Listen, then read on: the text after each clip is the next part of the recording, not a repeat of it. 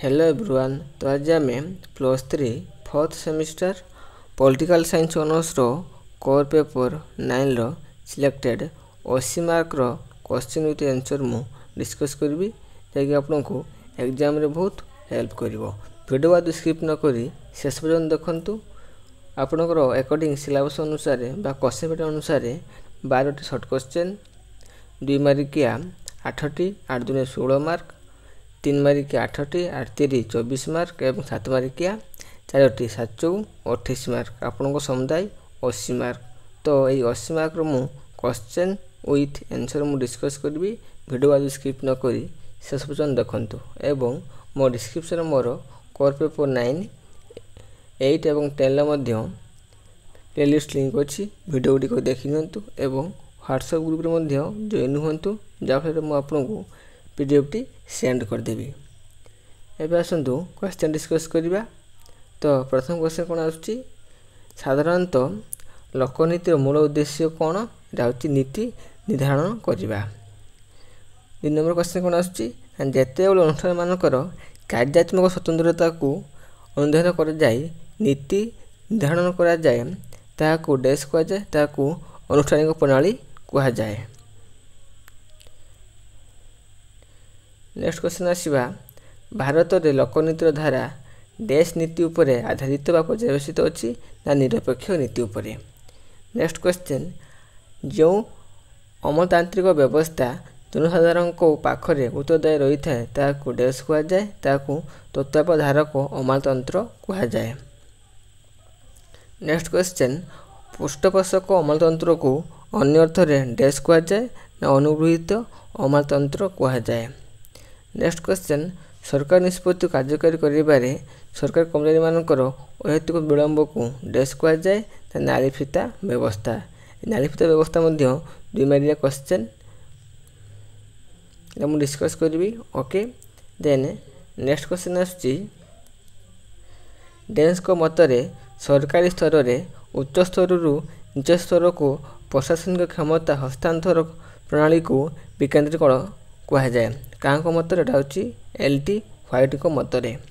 Next question, जेते बेले प्रशासनिक दायित्व रे हस्तांतरण होई थाए ताकू देश कहा जाए ताकू प्रशासनिक हस्तांतरीकरण कहा जाए। नेक्स्ट क्वेश्चन, स्वतंत्र विभाग एवं शाखा कार्यालय प्रतिष्ठा करने द्वारा सरकार व्यवस्था रे जो विकेंद्रीकरण होता है ताकू देश कहा जाए ताकू कार्यात्मक विकेंद्रीकरण कहा जाए। नेक्स्ट क्वेश्चन, विकेंद्रीकरण नीति एवं देश को परस्पर निकटतर करने ପାଇଁ ସାହାଯ୍ୟ କରିଥାଏ राज्य प्रशासन एवं जनसाधारण। तो नेक्स्ट क्वेश्चन जीवा, आपनकर एग्जाम पैटर्न अनुसार 12टी शॉर्ट क्वेश्चन आसीबो। मु 12टी शॉर्ट क्वेश्चन करूना मु 12 प्लस बा 12 रु अधिक शॉर्ट क्वेश्चन कहूची। आउ सब आपन 2 मार्किया 3 मार्किया पैटर्न अनुसार डिस्कस करबी, किंतु 12टी शॉर्ट क्वेश्चन जगह रे मु अधिक शॉर्ट क्वेश्चन कहबी। ओके, तो क्वेश्चन नंबर 11 आछि, केंद्रीकरण विपरीत शब्द कोन अटे डाउची सॉरी बी केंद्रीकरण रो विपरीत शब्द होची केंद्रीकरण। नेक्स्ट क्वेश्चन, भारतीय प्रशासनिक व्यवस्था रे विकेंद्रीकरण प्रक्रिया रे प्रकृत उदाहरण कौन डाउची सोपान भित्तिक अमलतांत्रिक व्यवस्था। नेक्स्ट क्वेश्चन, भारतीय संविधान रो केउं धारा रे पंचायत राज व्यवस्था कार्यकारिता उपरे वर्णना करा जायछि धारा 40 अनुसार। नेक्स्ट क्वेश्चन, विकेंद्रीकरण को साकार करिया पई गठित पंचायत राज व्यवस्था को मूल लक्ष्य कौन डाउची अंशग्रहणतार बढ़ाइबा। नेक्स्ट क्वेश्चन, क्यों कमिटी सुपारिश क्रमे भारतर पंचायत राज व्यवस्था कार्यकारी होइछि एटा होछि Balwant Rai Mehta committee. Next question, जो देश रे आय ठारू व्यय कम होता है ताकू देश कहा जाए ताकू बड़का बजेट कहा जाए। नेक्स्ट क्वेश्चन, बजेट अनुमोदित होइथिबा अर्थ को निर्धारित समय मध्य खर्च करा न गले यह परवर्ती आर्थिक वर्ष रे खर्च होई न थाए यह नियम को देश कहा जाए को बाज्याप्ति नियम बा रूल ऑफ लैप्स कहा जाए। नेक्स्ट क्वेश्चन, सर्वप्रथम देश मसीह governor general councillor sir James William Bharat सरकार प्रथम बजेट उपस्थापन करते 1860 मसीह। नेक्स्ट क्वेश्चन, बजेट शब्द प्रथम क्यों शब्द क्यों देश भाषा उद्धृत होती है? फ्रांस देशरू बजेट शब्द उद्धृत होती। नेक्स्ट क्वेश्चन, क्यों मसीह बजेट शब्द व्यवहार प्रथम इंग्लैंड रे आरंभ होता है? 1733 मसीह। नेक्स्ट क्वेश्चन, जो देशर आयर उत्स व्यय ठारू कम होता है ताकू कौन कहुए? ताकू नियंत्रित बजेट कहुए। नेक्स्ट क्वेश्चन, जो देशर आय ठारू व्यय कम होता है ताकू कौन कहुए? ताकू बड़का बजेट कहुए।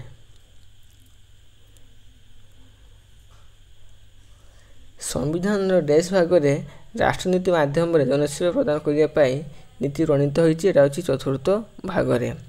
नेक्स्ट क्वेश्चन, सरकार जनमंगल नीति को सठिक भाव कार्य करने देश मुख्य भूमिका ग्रहण करता है। अमरतंत्र मुख्य भूमिका ग्रहण करता है। नेक्स्ट क्वेश्चन, जनसाधारण आपत्ति अभियोग को धैर्य शुणी तार सठिक समाधान करने को देश कहुए ना आपत्ति अभियोग समाधान।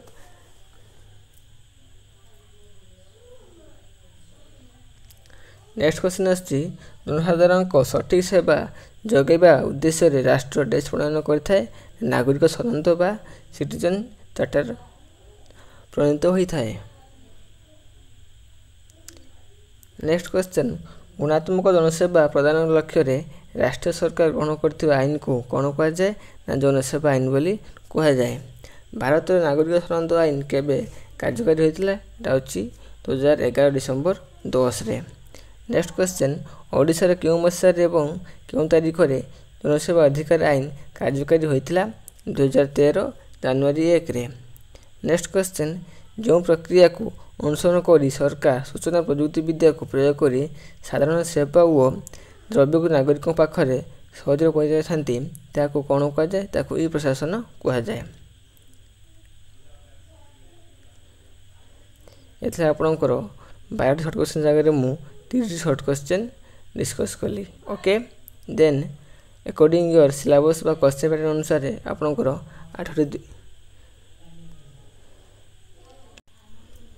8 जगह मु 10टी 2 मिनट क्वेश्चन कहबी है केतोटी 8 जगह मु 10टी 2 मिनट क्वेश्चन कहबी।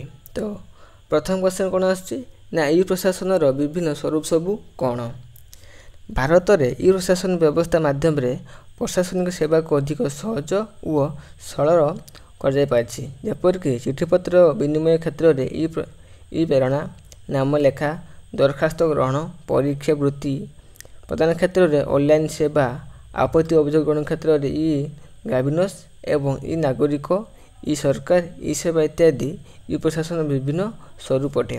क्वेश्चन बुझीला जे ई प्रशासन विभिन्न स्वरूप कौन ना ई नागरिक ई ग्राभियस ई सरकार ई सेवा ए सब होची ई प्रशासन विभिन्न स्वरूप। एथिरे कौन होता है ना एथिरे ई प्रेरण होता है बा नाम लेखा हुए दरखास्त ग्रहण हुए परीक्षा वृत्ति दि जाए ऑनलाइन कार्य करा जाए एटा होची ई प्रशासन विभिन्न कार्य स्वरूप सबू एठू एति। ओके, देन नेक्स्ट क्वेश्चन आसीबा स्मार्ट शासन कौन? स्मार्ट शासन सुशासन एक नमूना कहले अचुक्ति हेब नहीं। शासन क्षेत्र में सरल और सहज प्रक्रिया मूल्यबोध भित्तिक शासन प्रणयन उत्तरदायी सरकार और शासन व्यवस्था स्वच्छ शासन प्रतिष्ठा एवं दायित्ववान शासन और नागरिक व्यवस्था द्वारा स्मार्ट शासन परिचालित होता है। बुझेगा जे स्मार्ट शासनटा कौन हूँ सुशासन एक नमूना।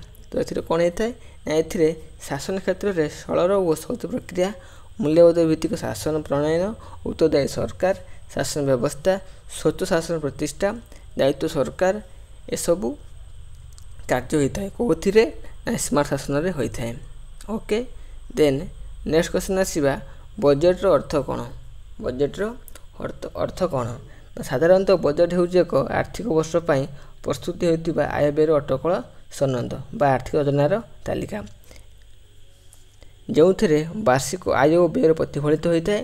राष्ट्र बजेट एक आर्थिक सनद जहाँ सरकारी आय एवं व्यय प्रारंभिक गृहीत योजना को बुझाई थाए। आमर कौन हुए ना एप्रिल आरंभ एवं मार्च शेष में बजेट होता है। ये कौन होता है ना ये वर्षक मध्य जी कार्य जी योजना जी प्रोजेक्ट सब आसी थाए यही बजेट ही आलोचना हुए एवं कौन कहला गोटे वर्षर आय एवं व्ययर प्रारंभिक गृहीत योजना को बुझाई था। यहाँ हूँ बजेट। ओके आ गोटे कहीदे जे कौन वार्षिक आय व्यय प्रतिफलित होता है एवं गोटे वर्षर आय व्ययर प्रारंभिक गृहीत योजना को बजेट कही थाए। देन नेक्स्ट क्वेश्चन जीव बुझे कहले भिडियोटी लंग हम।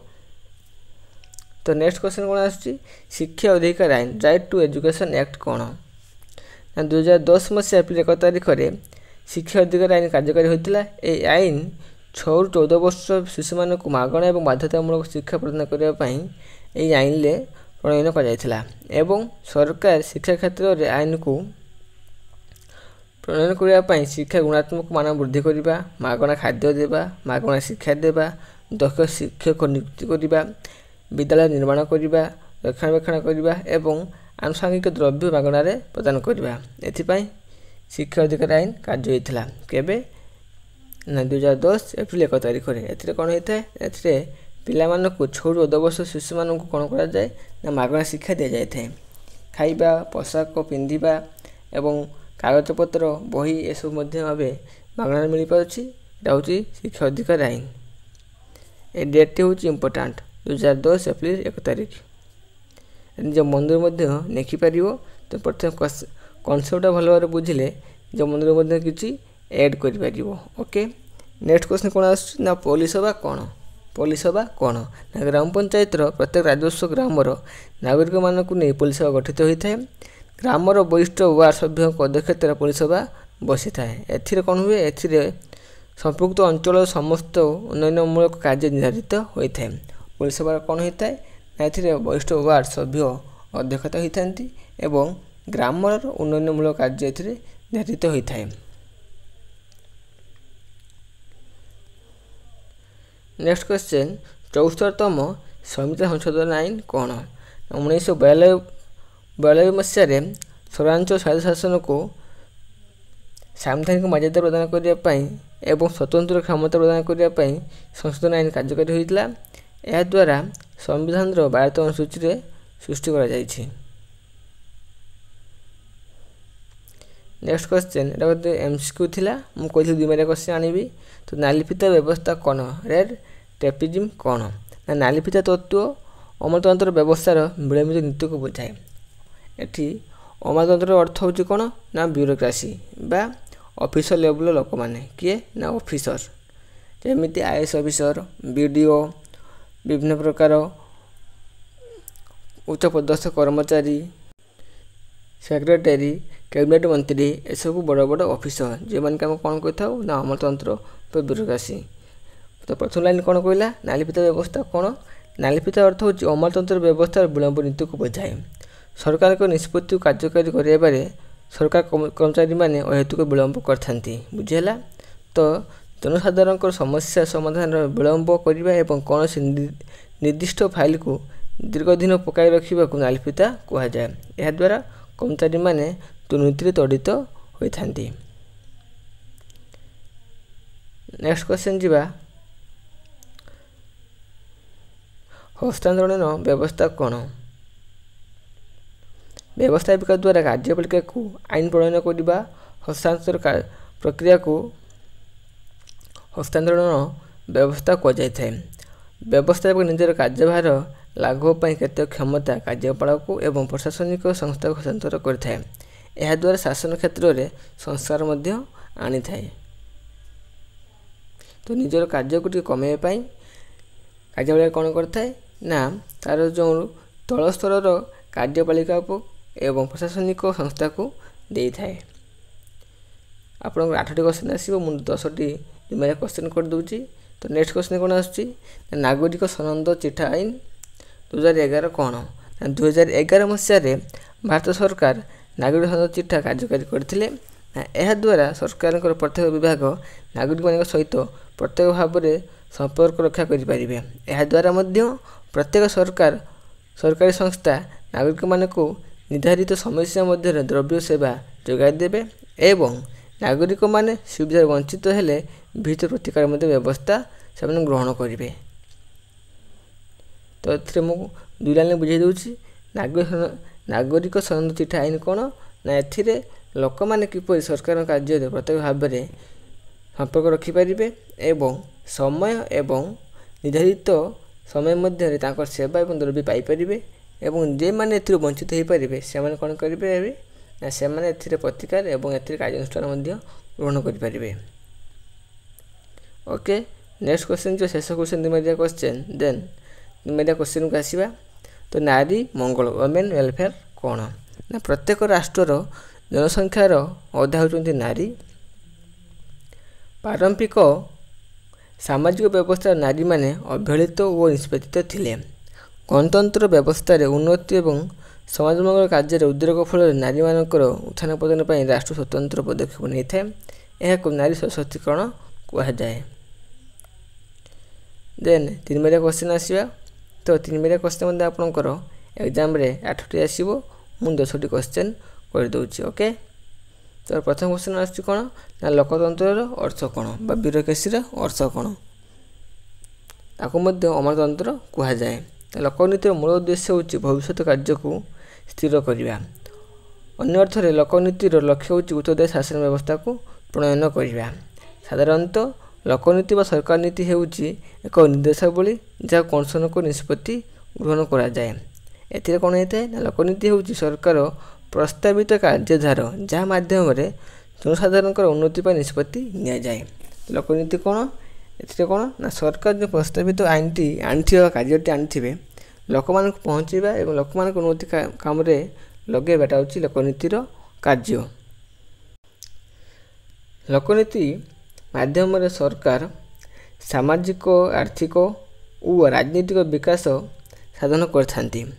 ଜନସାଧାରଣଙ୍କର ମୌଳିକ ସମସ୍ୟା ଓ ଦାବିଗୁଡ଼ିକ ଅନୁଶୀଳନ କରାଯାଇ ନିଷ୍ପତ୍ତି ଆକାରରେ ପ୍ରକାଶ କରାଯାଏ। କାର୍ଯ୍ୟକାରୀ କରିବା ପାଇଁ କାର୍ଯ୍ୟପନ୍ଥା ଗ୍ରହଣ କରିବାକୁ ଲୋକନୀତି କୁହାଯାଏ। ଯେ ଲୋକମାନଙ୍କର ଯେଉଁ ସମସ୍ୟା ହେଉଛି ଏବଂ ସାମାଜିକ ଆର୍ଥିକ ଏବଂ ରାଜନୈତିକ ବିକାଶ କରିବା ପାଇଁ ସରକାର ଯେଉଁ ସବୁ ପଦକ୍ଷେପ ନେଉଛନ୍ତି ଲୋକନୀତି ବା ଯେଉଁ ବ୍ୟୁରୋକ୍ରାସି ଅଛନ୍ତି ସେମାନେ କ'ଣ କରିପାରିବେ ନା ଏସବୁକୁ ଉନ୍ନତି କରିବା ପାଇଁ ନିଷ୍ପତ୍ତି ନେବେ ଏବଂ ନିର୍ଦ୍ଦିଷ୍ଟ ସମୟ ମଧ୍ୟରେ କାର୍ଯ୍ୟ ତୁଲାଇବେ ଏବଂ ଲୋକମାନଙ୍କର ମୌଳିକ ସମସ୍ୟା ଏବଂ ଦାବିଗୁଡ଼ିକ ମଧ୍ୟ ସେମାନେ ପୂରଣ କରିବା ପାଇଁ କାର୍ଯ୍ୟପନ୍ଥା ଗ୍ରହଣ କରିବେ। ବୁଝିହେଲା ଲୋକନୀତିର ଅର୍ଥ କ'ଣ।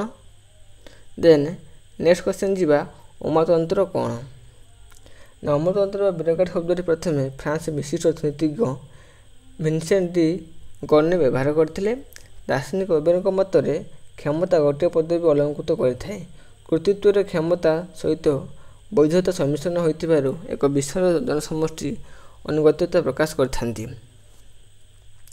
ଅମରତନ୍ତ୍ର ଏକ ଶବ୍ଦ ଯାହାକି ସାଧାରଣତଃ ସେହି ସରକାର ବ୍ୟବସ୍ଥା ଯାହାର ନିୟନ୍ତ୍ରଣ ସମ୍ପୂର୍ଣ୍ଣ ଭାବରେ କର୍ମଚାରୀମାନଙ୍କ ହାତରେ ଥାଏ ଏବଂ ସେମାନେ ଦକ୍ଷତା ସାଧାରଣ ଲୋକମାନଙ୍କ କ୍ଷମତାକୁ କ୍ଷୁଣ୍ଣ କରେ। ସାଧାରଣତଃ ଅର୍ଥରେ ଅମରତନ୍ତ୍ର ଏକ ସ୍ଥାୟୀ ଦରମାପ୍ରାପ୍ତ ଏବଂ ଦକ୍ଷତା ସମ୍ବଳିତ ପେଶାଦାର ଗୋଷ୍ଠୀକୁ ବୁଝାଏ। ନେକ୍ସଟ କ୍ୱେଶ୍ଚନ୍ ଯିବା, କ'ଣ ଆସୁଛି ଯେ ବ୍ଲକ ଡେଭଲପମେଣ୍ଟ ଅଫିସର ଗୋଷ୍ଠୀ ଉନ୍ନୟନ ଅଧିକାର ବା ମଣ୍ଡଳ ଉନ୍ନୟନ ଅଧିକାର ବିଡ଼ିଓଙ୍କ କାର୍ଯ୍ୟ ବିଷୟରେ ଲେଖ। এটা হচ্ছে আপনার ইউনিট 2র কোশ্চেনটি। তো পঞ্চায়েত সমিতির কার্যনির্বাহী অধিকারী হচ্ছেন বিডিও বা গোষ্ঠীর উন্নয়ন অধিকারী। সাধারণত কোণ হয়ে রাজ্য প্রশাসনিক সেবা অধিকারী এই পদবীটি কার্য করে থাকে এবং রাজ্য সরকার দ্বারা নিযুক্তি পাই থাকে। বিডিও রাজ্য সরকার দ্বারা নিযুক্তি পাই থাকে এবং রাজ্যর প্রশাসনিক সেবা মধ্যে সে কার্য করতে। পঞ্চায়েত সমিতির সমস্ত উন্নতিমূলক কার্য তাঁর হাতের ন্যস্ত থাকে এবং কার্যকারী করে থাকে। ব্লক স্তরীয় সমস্ত কর্মচারী তাঁর দ্বারা নিয়ন্ত্রিত হয়ে থাকে। পঞ্চায়েত সমিতির বার্ষিক আয় ব্যয় অটকল মূল্য প্রস্তুত করা ও সমস্ত উন্নতি কার্যকু সে তদারখ করে থাকে। প্রাথমিক শিক্ষার প্রচার, স্বাস্থ্যসেবা ব্যবস্থা ও জনমৃত্যুর হিসাব রাখা কার্য করে থাকে। বাত্যা, বন্যা, মরুড়ি ও অন্যান্য প্রাকৃতিক বিপর্যয় সময় সে লোক সাহায্য করতে। ব্লক তথা পঞ্চায়েত সমিতির উন্নতি কার্যের সে কার্যদক্ষতা এবং কর্তব্যনিষ্ঠা যোগ সম্ভবপর হয়েছে। এতে বুঝিলা কিছু ডাউট নাই এবং এগুলো অতি ସରଳ ଭାଷାରେ ଲେଖାଯାଇଛି। ଗୋଟେ ଛୋଟ ପିଲା ଯଦି ବୁଝାଯିବ ସେ ମଧ୍ୟ ବୁଝିକି ମନେ ରଖିପାରିବ। ନେକ୍ସଟ କ୍ୱେଶ୍ଚନ୍ ଯିବା ଆପଣଙ୍କର ପରୀକ୍ଷା ପାଖାପାଖି ଆସିଲାନି, ତେଣୁ ବେଶୀରୁ ଉଠି ହେବ ନାହିଁ, ତେଣୁ ଏମିତି ପଢ଼ି ବୁଝାଇବା ପାଇଁ ପଡ଼ିବ। ନେକ୍ସଟ କ୍ୱେଶ୍ଚନ୍, ଗଣତାନ୍ତ୍ରିକ ବିକେନ୍ଦ୍ରୀକରଣ କ'ଣ? ଏହାର ଅର୍ଥ ହେଉଛି କେନ୍ଦ୍ର, ରାଜ୍ୟ, ସ୍ଥାନୀୟ ସରକାର ମଧ୍ୟରେ ଶାସନ କ୍ଷମତାକୁ ଗଣତାନ୍ତ୍ରିକ ଉପାୟରେ ବଣ୍ଟନ କରିବା। ବିକେନ୍ଦ୍ରୀକରଣ କ'ଣ? ନା ଯେଉଁ କେନ୍ଦ୍ର, ରାଜ୍ୟ, ସ୍ଥାନୀୟ ସରକାର ମଧ୍ୟରେ ଶାସନ ଗୁଡ଼ିକ ଏବଂ ଶାସନ କ୍ଷମତା ଗୁଡ଼ିକ ଗଣତାନ୍ତ୍ରିକ ଉପାୟରେ ବଣ୍ଟନ କରିବା। ଯେଉଁ ସରପଞ୍ଚ ପାଖରୁ ଆରମ୍ଭ କରିକି MP, MLA ଏବଂ PM ପର୍ଯ୍ୟନ୍ତ ସମସ୍ତ କାର୍ଯ୍ୟ କ୍ଷମତା ଭିତରେ ରହିବା ଆବଶ୍ୟକ। ଆଉ ଏଥିରେ କ'ଣ ଅଛି ନା ଏଥିରେ ଏ ବ୍ୟବସ୍ଥାରେ ସ୍ଥାନୀୟ ସମସ୍ୟା ସଠିକ ସମାଧାନ କରିବା ସହିତ ସ୍ଥାନୀୟ ନେତୃତ୍ୱ ସୃଷ୍ଟି ମଧ୍ୟ କରିଥାଏ। ଭାରତର ଗ୍ରାମାଞ୍ଚଳରେ ପ୍ରଚଳିତ ସ୍ଥାନୀୟ ଶାସନ ବା ପଞ୍ଚାୟତରାଜ ବ୍ୟବସ୍ଥା ଓ ସହରାଞ୍ଚଳରେ ସ୍ୱାୟତ୍ତ ଶାସନ ରୂପ ବିଜ୍ଞାପିତ ଅଞ୍ଚଳ ପରିଷଦ, ପୌରପାଳିକା, ନିଗମ ପ୍ରତିଷ୍ଠା ଗଣତାନ୍ତ୍ରିକ ବିକେନ୍ଦ୍ରୀକରଣ ବ୍ୟବସ୍ଥାକୁ କାର୍ଯ୍ୟକାରୀ କରିଥାଏ। ତ ଶାସନର ସର୍ବନିମ୍ନ ସ୍ତରରେ ଲୋକମାନଙ୍କ ଅଂଶଗ୍ରହଣର ସୁଯୋଗ ପ୍ରଦାନ କରିବା ହେଉଛି ଏ ପ୍ରକ୍ରିୟାର ମୂଳ ଲକ୍ଷ୍ୟ। ବୁଝିହେଲା ଯେ ଗାଁରୁ ସହର ପର୍ଯ୍ୟନ୍ତ ସମସ୍ତ ଲୋକ କ'ଣ କରିପାରିବେ ନା ଶାସନ ବ୍ୟବସ୍ଥାରେ ଅଂଶଗ୍ରହଣ କରିପାରିବେ। ଯେମିତି ଗ୍ରାମାଞ୍ଚଳରେ ଗ୍ରାମ ପଞ୍ଚାୟତ, ପଞ୍ଚାୟତ ସମିତି, ଜିଲ୍ଲା ପରିଷଦ ରହୁଛି, ସେମିତି ସହରାଞ୍ଚଳରେ କ'ଣ ହେଉଛି ନା ବିଜ୍ଞାପିତ ଅଞ୍ଚଳ ପରିଷଦ, ପୌରପାଳିକା ଏବଂ ନଗର ନିଗମ ଏସବୁ ପ୍ରତିଷ୍ଠା ହୋଇଛି। ଯାହାଫଳରେ ପ୍ରତ୍ୟେକ କ୍ଷେତ୍ରରେ ଏବଂ ପ୍ରତ୍ୟେକ ୱାର୍ଡ଼ରେ ଲୋକମାନଙ୍କ ସମସ୍ୟା ସମାଧାନ କରିବା ପାଇଁ ସରକାର ନିଜ ନିଷ୍ପତ୍ତି ଗ୍ରହଣ କରିବେ। ଏହା ହେଉଛି ଗଣତାନ୍ତ୍ରିକ ବିକେନ୍ଦ୍ରୀକରଣର ଉଦ୍ଦେଶ୍ୟ ବା କ'ଣ। ନେକ୍ସଟ କ୍ୱେଶ୍ଚନ୍ କ'ଣ ଆସୁଛି ନା ଶିକ୍ଷା ଅଧିକାର ଆଇନ କ'ଣ? ଶିକ୍ଷା ଅଧିକାର ଆଇନ କ'ଣ? ନା 2010 ମସିହା ଏପ୍ରିଲ 1 ତାରିଖରେ ଏଇଟା ମଧ୍ୟ ଗୋଟେ ଡେଟ୍ ଥିଲା, ପୂର୍ବରୁ ମୁଁ କହିଥିଲି। ଶିକ୍ଷା ଅଧିକାର ଆଇନ କାର୍ଯ୍ୟକାରୀ ହୋଇଥିଲା। ଏହାର ଉଦ୍ଦେଶ୍ୟ ହେଉଛି କ'ଣ ନା 6 ବର୍ଷ 14 ବର୍ଷ ପର୍ଯ୍ୟନ୍ତ ସମସ୍ତ ଶିଶୁକୁ ମାଗଣା ଓ ବାଧ୍ୟତାମୂଳକ ଶିକ୍ଷା ଦିଆଯିବ। 14 ବର୍ଷ ପର୍ଯ୍ୟନ୍ତ ସମସ୍ତ ଶିକ୍ଷା ବ୍ୟବସ୍ଥାରେ ସାମିଲ କରିବା ପାଇଁ ସୁନ୍ଦର ପରିବେଶ ସୃଷ୍ଟି କରାଯିବ। ଶିକ୍ଷା ନିଯୁକ୍ତି ଓ ପ୍ରଶିକ୍ଷଣ ଉପରେ ମଧ୍ୟ ଗୁରୁତ୍ୱ ଦିଆଯିବ। ଶାରୀରିକ ଦଣ୍ଡ ଓ ମାନସିକ ଯନ୍ତ୍ରଣାର ମୁକ୍ତ ମଧ୍ୟ ପ୍ରଦାନ କରାଯିବ। ମୂଲ୍ୟବୋଧ ଭିତ୍ତିକ ପାଠ୍ୟପୁସ୍ତକ ପ୍ରସ୍ତୁତ କରିବା ଏବଂ ଆର୍ଥିକ ଦୁର୍ବଳତାକୁ ଶିକ୍ଷା କ୍ଷେତ୍ରରେ ସହଯୋଗ କରିବା ହେଉଛି ଏହାର ସ୍ୱତନ୍ତ୍ର ବ୍ୟବସ୍ଥା କରିବା। ବୁଝିହେଲା? ତ ଶିକ୍ଷାନୀତିର ଅଧିକାର ସବୁ କ'ଣ ଅଛି, ଏ ପଏଣ୍ଟ ଗୁଡ଼ିକ ମନେ ରଖନ୍ତୁ। ଏ ପଏଣ୍ଟ ଗୁଡ଼ିକ ହେଉଛି ଇମ୍ପୋର୍ଟାଣ୍ଟ। ଦେନ୍ କ୍ୱେଶ୍ଚନ୍ ନମ୍ବର 6କୁ ଆସିବା। ବଜେଟ୍ର ଅର୍ଥ କ'ଣ? ସାଧାରଣତଃ ବଜେଟ୍ ହେଉଛି ଏକ ଆର୍ଥିକ ବର୍ଷ ପାଇଁ ପ୍ରସ୍ତୁତ ହେଉଥିବା ଆୟ ବ୍ୟୟର ଆର୍ଥିକ ସନନ୍ଦ। ଏଥିରେ କ'ଣ ହୋଇଥାଏ ନା ଏଥିରେ ଆର୍ଥିକ ଯୋଜନା ତାଲିକା ଯେଉଁଥିରେ ବାର୍ଷିକ ଆୟ ବ୍ୟୟ ପ୍ରତିଫଳିତ ହୋଇଥାଏ। ଫ୍ରାନ୍ସ ଭାଷା ବଜେଟିଂରୁ ଶବ୍ଦଟି ଉଦ୍ଧୃତ ହୋଇଛି। ଏହା ପ୍ରକୃତ ଅର୍ଥ ହେଉଛି ଅମୃତାଥଳି। 1733 ମସିହାରେ ଇଂଲଣ୍ଡରେ ପ୍ରଥମେ ବଜେଟ୍ ଶବ୍ଦ ବ୍ୟବହାର ହୋଇଥିଲା। ଏହି ଯୋଜନାରୁ ଏକ ସନନ୍ଦ ବ୍ୟାଗରେ ଆଣି ଗୃହୀତ ଉପସ୍ଥାପନ ହୋଇଥିବାରୁ ଏହାକୁ ବଜେଟ୍ ବୋଲି କୁହାଯାଇଥାଏ। ଇଂଲଣ୍ଡରେ ଯେତେବେଳେ ଏହା ପ୍ରଥମେ ବ୍ୟବହାର ହୋଇଥିଲା ତ ଏହାକୁ ଏକ ବନ୍ଦ ବ୍ୟାଗରେ ଅଣାଯାଇଥିଲା। କେଉଁଥିରେ ଅଣାଯାଇଥିଲା? ଏକ ବନ୍ଦ ବ୍ୟାଗରେ ଆଣି ଗୃହରେ ଉପସ୍ଥାପନ କରାଯାଇଥିଲା, ତେଣୁ ଏହାକୁ ବଜେଟ୍ ବୋଲି କୁହାଗଲା। ପାରମ୍ପରିକ ଶୈଳୀକୁ ଅନୁସରଣ କରୁଥିବାକୁ ଏହାକୁ ମଧ୍ୟ ବଜେଟ୍ କୁହାଗଲା। ତ ପ୍ରଥମେ ଏଇଟା କେଉଁଠି ହେଇଥିଲା? ଇଂଲଣ୍ଡରେ ହେଇଥିଲା। ଇଂଲଣ୍ଡରେ ହେବା ସମୟରେ ଏହାକୁ ମଧ୍ୟ ଏକ ବନ୍ଦ ବ୍ୟାଗରେ ଅଣାଯାଇଥିଲା, ତେଣୁ ଏହାକୁ ବଜେଟ୍ କୁହାଗଲା। ଓକେ, ଦେନ୍ ନେକ୍ସଟ କ୍ୱେଶ୍ଚନ୍ ଯିବା। କ୍ୱେଶ୍ଚନ୍ ନମ୍ବର 7 ଆସିବା। ଗୋଟେ ମୋଷ୍ଟ ଇମ୍ପୋର୍ଟାଣ୍ଟ କ୍ୱେଶ୍ଚନ୍, ସ୍ମାର୍ଟ ଶାସନ କ'ଣ? ଏଇଟା ହେଉଛି ନିଶ୍ଚିତ ରୂପେ ପରୀକ୍ଷାରେ ଏଇଟା କ୍ୱେଶ୍ଚନ୍ଟି ଆସିବ। ଏଇଟା ଗୋଟେ ଇମ୍ପୋର୍ଟାଣ୍ଟ କ୍ୱେଶ୍ଚନ୍। ସ୍ମାର୍ଟ ଶାସନ କ'ଣ? ଏଇଟା ମଧ୍ୟ ଲଙ୍ଗ କ୍ୱେଶ୍ଚନ୍ ମଧ୍ୟ ହେଇପାରିବ। 3 ମାର୍କିଆ 2 ମାର୍କିଆ, ଇମ୍ପୋର୍ଟାଣ୍ଟ କ୍ୱେଶ୍ଚନ୍। ଏ ସ୍କ୍ରିନଶଟ୍ଟି ନେଇ ନିଅନ୍ତୁ। ସ୍କ୍ରିନଶଟ୍ ନେଇ ନିଅନ୍ତୁ, ତାପରେ ମୁଁ କହୁଛି। ତ ଏହାଟା ହେଉଛି କ'ଣ ନା ସିମ୍ପଲ୍ ବା ସରଳ। ଶାସନ ପ୍ରକ୍ରିୟା ସହଜ ଏବଂ ସରଳ ହେବ, ଯାହାକୁ ଜନସାଧାରଣ ସହଜରେ ବୁଝିପାରିବେ। ଏମିର କ'ଣ ନା ମୋରାଲ ବା ନୈତିକ।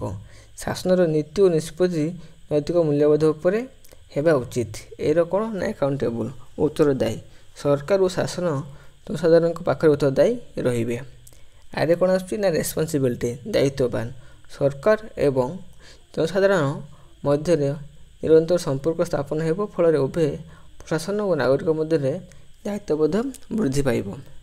ଟିରେ କ'ଣ ଆସୁଛି ନା ଟ୍ରାନ୍ସପେରେନ୍ସି ବା ସ୍ୱଚ୍ଛତା। ଏଥିରେ କ'ଣ ଅଛି ନା ସରକାର ସୂଚନା ଓ ତଥ୍ୟ ଗୋପନୀୟତା ନ ରହି ମୁକ୍ତ ରହିବ, ଫଳରେ ପ୍ରଶାସନିକ ଦୁର୍ନୀତି ମୁକ୍ତ ପାଇଁ ସ୍ୱଚ୍ଛ ଶାସନ ପରିଣତି ହେବ। ଦେନ୍ ନେକ୍ସଟ କ୍ୱେଶ୍ଚନ୍ ଯିବା 8 କୁ। डिजिटल इंडिया कार्यक्रम डिजिटल इंडिया प्रोग्राम 2014 मसीहा अगस्ट 20 तारिख में भारत डिजिटल इंडिया कार्यक्रम होता केंद्र सरकार विज्ञान प्रजुक्ति विद्या विभाग में संयोजन यह कार्यकारी करुँच। यह कार्यक्रम द्वारा सरकारी प्रक्रिया को पूर्ण मात्रा कंप्यूटरकरण कर तथ्यभित्तिक ऑनलाइन सेवा प्रदान करागला।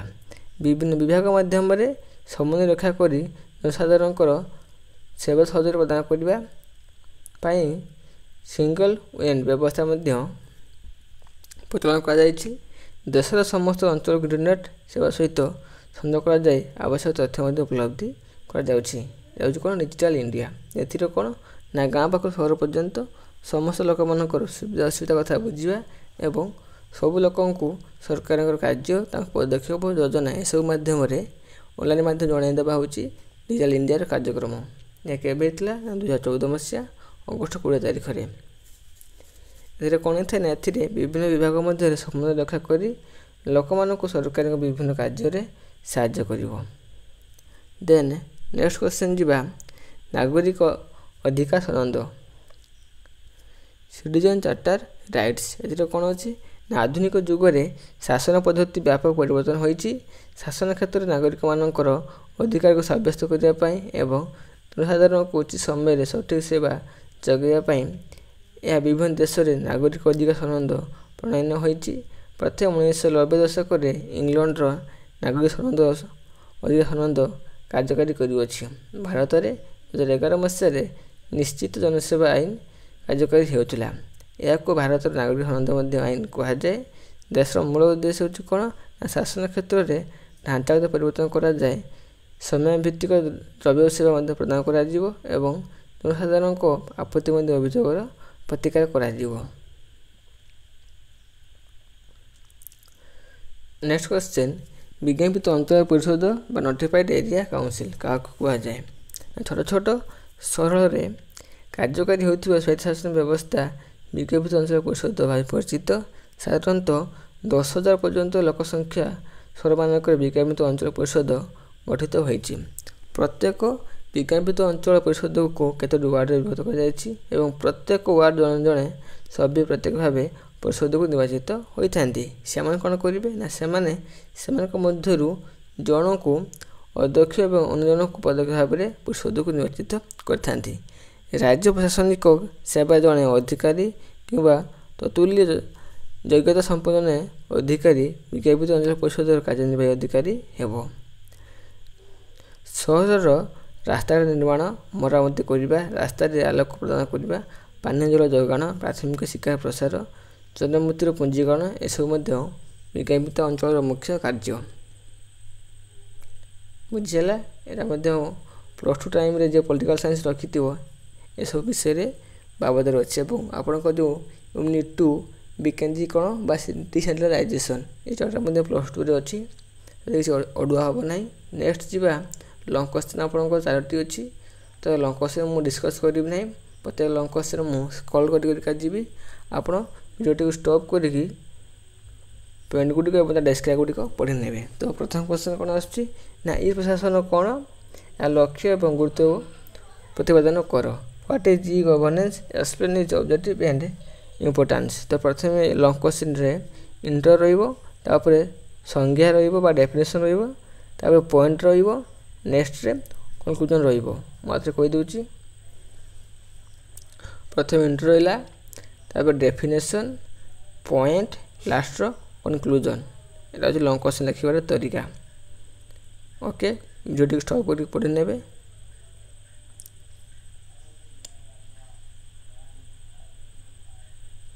पॉइंट गुड़िक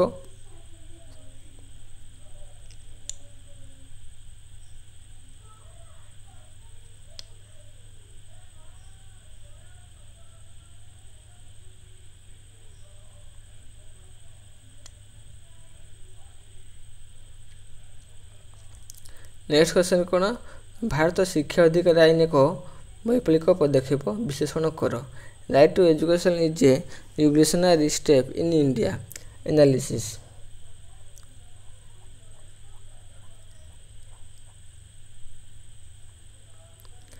ଶିକ୍ଷାଧିକାର ଆଇନର ବୈଶିଷ୍ଟ୍ୟ କ'ଣ?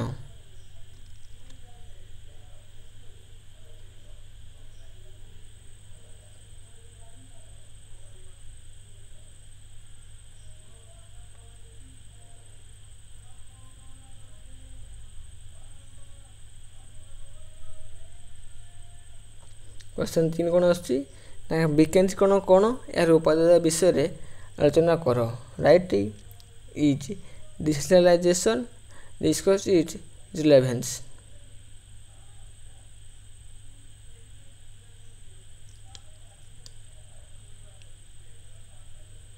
ଆଉ ପଏଣ୍ଟ ଗୁଡ଼ିକ ଆସିଲା ଏବେ ପଏଣ୍ଟ କାର୍ଯ୍ୟଭାର ଲାଘବ କରିବା, ଦକ୍ଷ ଉତ୍ତରଦାୟୀ ସରକାର ଅଂଶଗ୍ରହଣ ବଢ଼ାଇଥାଏ।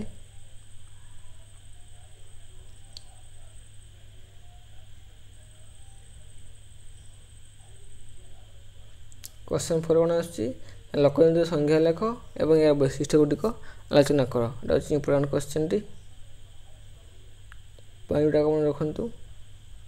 ଡେଫିନେସନ୍ ଆସିଲା, ଡେଫିନେସନ୍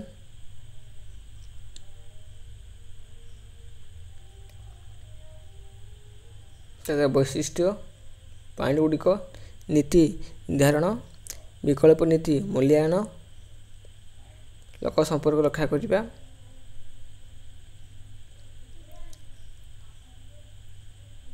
ତ ଇଏ ଥିଲା ଆପଣଙ୍କର ଟୋଟାଲ୍ 80 ମାର୍କର କ୍ୱେଶ୍ଚନ୍ ୱିଥ୍ ଆନ୍ସର୍ ଯାହା ମୁଁ ଡିସ୍କସ୍ କଲି।